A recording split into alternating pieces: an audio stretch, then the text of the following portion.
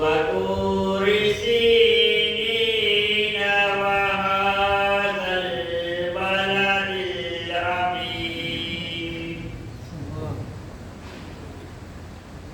لقد خلقنا الإنسان في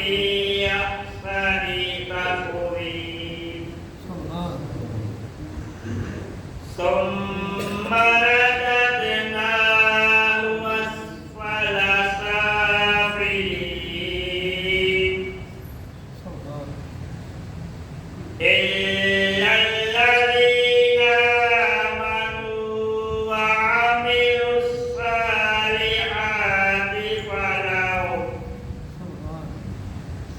فلهم أجر غير ممنون فما يكذبك بعد بالدين